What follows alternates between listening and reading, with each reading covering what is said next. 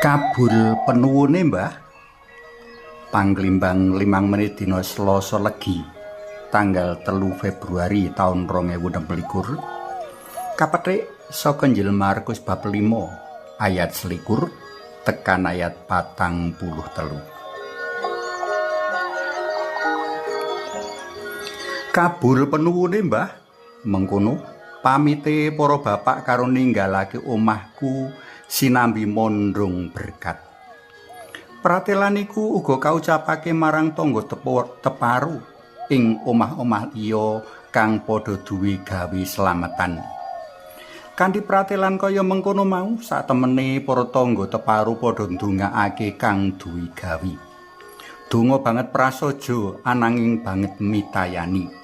Marga donga para tangga teparu iku panguripane brayat wong tuaku sempulur. Dina iki kudune awake dhewe uga padha bungah-bungah wit karya agung dalem Allah. Panjenengane yasa kabecikan mligine marang brayate Yairus lan sawijining wong wadon kang 12 taun lawase lara ngraja getih kanthi ngabulake panuwun wong-wong mau. Yairus anake katangekake saka pati. Dene si wanita ngraja getih kasarasake anggone lara sarta kaluwarake saka pangucilane masyarakat. Marga kinabule panuwunane, wong-wong mau padha banget ing bungah. Wong-wong kang nuju padha ana papan kono uga melu bungah lan ngluhurake Allah. Aku kepengin ngajak panjenengan pandemen PLM sinau marang sikapi Yairus uga si wanita ngraja getih saengga Gusti rena ing dalih sarta paring kasarasan. Saka Yairus kita bisa sinau bab sikap tresna, andhap asor lan pangandel kang kandel.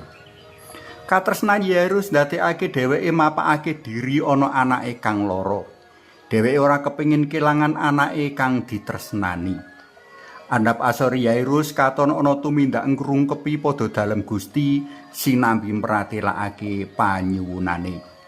Ora gampang lho sawijining panggedhe omah ibadah ngrungkepi Gusti Yesus kang dek semono kaanggep wong lumrah. Kanthi ungkep-ungkep Yairus nyuwun supaya Gusti Yesus rawuh nyarasake anake kang nembe sekarat kanthi numpangake asta. Nadyan ing satengahing dalan pangandele kakendhon-kendhoni dening keluargane nanging dheweke tetep panteng lan teguh ing pangandel. Asile si bocah kang wis mati bali urip. Pangandele wong wadon ngraja getih manjurung wanita mau ngatasi pepalang kanggo nyinggol wong akeh amrih bisa nyaket Gusti. Kita kabeh padha mangerti menawa getih ndadekake wong najis ora oleh nyinggol lan kesinggol liyan. 12 taun nggambarake ibu kasiksane dheweke kinucil saka pasrawungan. Ananging pangandel sarta pepinginan kanggo saras ngatasi kabeh mau lan merantasi ing gawi. Andhap asore si wanita katon ana sikap sujud sumengkem ing ngarsane Gusti Yesus. Andhap asore nyingkirake jigo pekewuh kanggo ngrungkepi Gusti. Mula Gusti Yesus ngendika, "Nggir putraku, pangandelmu wis nyelametake kuwi. Mundura kanthi slamet sarta warasa saka lelaramu." Para tresna pelem kinasih tresna, pitaya lan andhap asor dadi tembung wigati kanggo mangun urip saleh ing ngarsa dalem Gusti lan pepodo.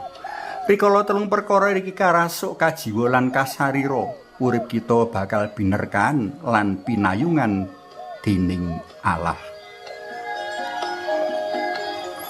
Suwawi sami munjuk kunjung asma dalem Yang Rama saha Yang Putra tuwin Yang Roh Suci. Amin. Gusti Yesus, sinten to kawula kok panjenengan kasih? Kawula menika tiyang dosa ingkang tansah damel cuwaning penggalih dalem.